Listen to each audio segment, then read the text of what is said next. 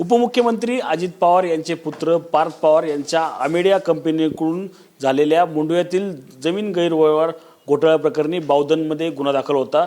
यामधील सब रजिस्ट्रार रवींद्र तारू हा जो आहे तो निलंबित झाला होता। त्याला आता बावधन पोलिसांनी अटक केली आहे। याच संदर्भात बोलण्यासाठी आपल्यासोबत पोलीस उपायुक्त विशाल गायकवाड आहेत। सर, काय सांगाल, रवींद्र तारू जो आहे तो या ठिकाणी आता अटक करण्यात आला आहे, कुठून अटक करण्यात आली आणि कशा प्रकारे त्याला अटक करण्यात आली? बावधन 523/25 या गुन्ह्यामध्ये रवींद्र बाळकृष्ण तारू वय 58 वर्ष हे दुय्यम निबंधक हवेली 4 या पदावर कार्यरत होते। पदावर असताना त्यांनी सदरचा वादातीत दस्त नोंदवला होता। त्यामध्ये कागदपत्राच्या पडताळणीवरून आणि गुन्ह्याच्या इन्व्हेस्टिगेशनमध्ये त्यांचा सहभाग दिसून आल्यावर आज त्यांना पुणे जिल्ह्यातील भोर येथून ताब्यात घेण्यात आलेला आहे आणि अटकेची सविस्तर कार्यवाही सुरू आहे। यामध्ये काय नक्की रोल जो आहे तो निलंबित सब रजिस्ट्रार रवींद्र तारूचा यामध्ये प्रथमदर्शनी पाहायला मिळतो?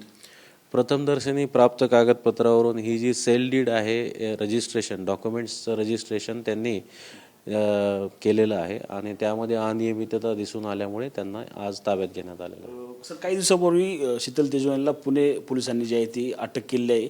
आपण ताबा जो आहे तो कधीपर्यंत घेणार आहोत आणि कशी पुढची प्रोसेस असणार आहे?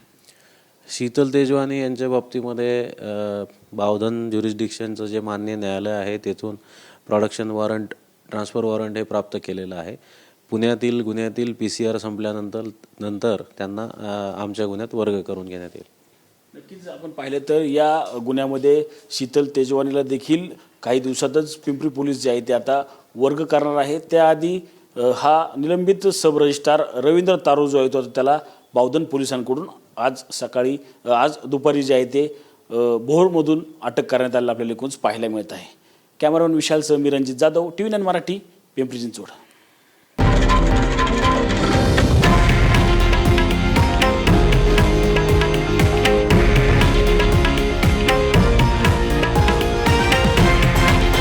हे आहे देशातील नंबर 1 न्यूज नेटवर्क आणि आपण पाहत आहात TV9 मराठी, एकमेव।